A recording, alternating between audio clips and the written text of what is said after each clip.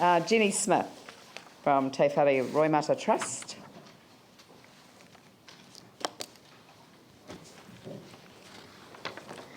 Hi, Jenny. Hi there. We haven't got carts, we haven't got models, we haven't got white rabbits to pull out of a hat, and we're hoping that you might. So, anyway. But you've got me. And I've got Rayleigh, my colleague. Secret weapon. Absolutely. And we're women, so even better. Absolutely. So for those of you who don't know us, I'm Jenny Smith and this is Rayleigh Kane. We're from Te Whare Roimata Trust, a neighbourhood community development organisation set in the inner city east and Linwood area of town. Once where Leanne used to serve as our MP many years ago, she said. We're going to be slightly more drier, I guess, I'm afraid, and we realise it's not the best time at almost 2 o'clock for being slightly more drier and what we want to say. But we want to look at the plan, and we want to look at the financial strategy, and we then want to look at some specifics. So we know that there's no denying that the Canterbury earthquake sequence, which began in late 2010, has presented Christchurch with complex and challenging issues, which demand far-reaching decisions that will shape the city for future generations, especially if we are to not only recover, but more particularly regenerate and emerge as a green, livable, accessible, sustainable and equitable city. We know it's not going to be done overnight, and to do so demands accurate, up-to-date information and a thorough understanding and assessment of our current situation. It is then deeply concerning to us that the proposed plan has adopted such a bold approach to resolving the extensive financial shortfall faced when considerable uncertainty and significant key facts are still not known, making planning very difficult, all in order to reach the legislative requirements of the Local Government Act. Christchurch, unlike other local authorities, is far from being in a business-as-usual position. For the council to be forced to forge ahead without knowing the full cost of the repairs to the infrastructure, services and facilities, the full extent of the insurance proceeds and what other financial assistance that could be available to the city just to meet legislative requirements seems premature and risky and can only compromise what could be possible for the rebuild. To quote a whakatauki, translated into English, only the wise embark when the sea is calm. To us, the sea is still too unpredictable and stormy to begin such a journey of such magnitude. So, we firmly believe the recovery and regeneration of the city would be better served by deferring the long-term plan until much more of the facts are known. Use the annual plan processes in the meantime to make necessary adjustments and amendments. By encouraging you to make a strong case to government that the rebuild of Christchurch will be jeopardised if we are forced to follow the local government requirements now, and we believe it's unrealistic to be expected at this stage of the recovery to return a balanced budget. And by throwing away the usual consultative processes used for a long-term plan process and replace them instead with a community-led approach that enables conversations to be had at all levels, to enable all people to be engaged, to develop collectively what we want for our city, not sector fighting sector. Of particular concern is the proposed financial strategy's reliance on an economic-led post-recovery model, which assumes the economy will be stimulated through the building of anchor projects and the job creation which follows, and the belief that this will create a flow-on of money that will benefit everyone. But does it? Such an approach is aimed at the hopes and aspirations of the advantaged, who have the discretionary money to go to the cafes and bars, spend money in shops, attend paying events, and take advantage of the big anchor projects.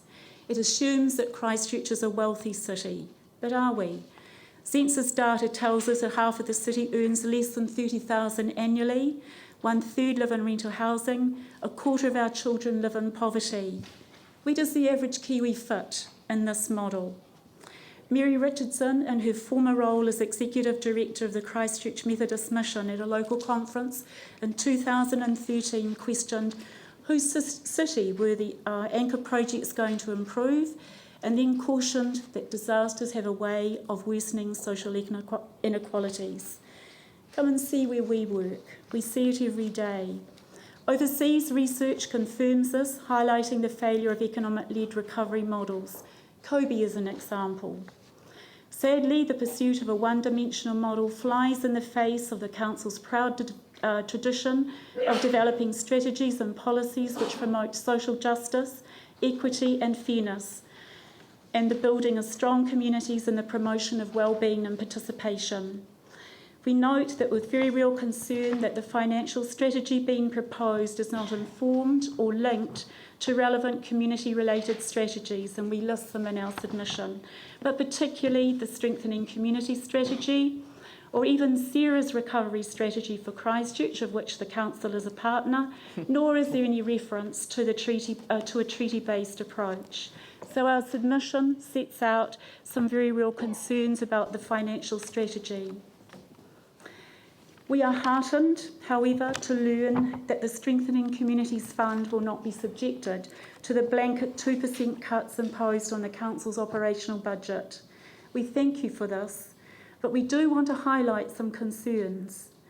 While there is a slight increase in this year's budget, largely we note due to the rates remission budget being slid in and added to this fund, it doesn't indicate an overall increase in funds allocated when you look to the amounts up to 2018-19 financial year analysed. Instead, we are seeing a continued downward trend in grant monies available. 2009-10 financial year, 10.73 million. In 2018, 6.63 million. So not only, I guess, are the grants keeping pace with rising costs, but social services or community agencies are expected to do more with less. Our submission then builds the case for the need for increased monies to be made available to community-led grassroots development organisations and communities. And I guess we want to highlight the fact that the value you get as a council on your investment is enormous. We also note that there is a need for an equity-based approach to allocating community funding, so that recognition is given to the fact that in some wards they are less advantaged than others, which therefore would suggest increased resourcing for those areas. And lastly, we strongly advocate the need for the long-term plan to embrace the Strengthening Community Strategy so that principles of justice, equity and a treaty-based approach can also guide what is proposed. I'm going to hand it to my colleague. Yeah. I'm going to just summarise my summary here because there's not much time left. Some specific things that come out of the heart of our very low-income community. There is concern that there is a possibility, even though it's not actually in the plan, there's been news about it, so I'm not quite sure where that's come from, about cuts to community arts funding. Community arts funding is located in our community, in the Linwood Community Arts Centre, is a critical part of social wellbeing. And I want to flag that if there is some intention to look at that not happen. In terms of the community facilities, in the appendix of the plan, work openly with the communities before you do anything about this, especially but not only in the east. And pay particular attention, please, to the paddling pools. They're critically important to low-income families. It's not petanque, but paddling's important. Consider a sliding scale for the increased fees around cemeteries. That's critically important to Māori and other ethnic communities. And some kind of scale for people with community services cards could be applied, as it could to the proposed sports facilities. And we are pleased that there is a proposal for an aqua pool in Linwood and Woolston. We're pleased about that, but we're concerned that it might be too expensive for a lot of our residents. So we want that thought about as well. And in terms of housing, we really endorse that Council is going to support housing recovery. And we, as part of another trust that we have, are involved in building houses in the inner city that the Council has supported us with. We'd like to see that continue. We'd like to see the Council thinking about joining perhaps with government to look at how private landlords might be supported to rebuild some of their very low cost bed-sit type accommodation in the inner city. And we're thinking about things like suspensory loans or some kind of mechanism that could support that recovery and directly address the many people that do not have anywhere to live.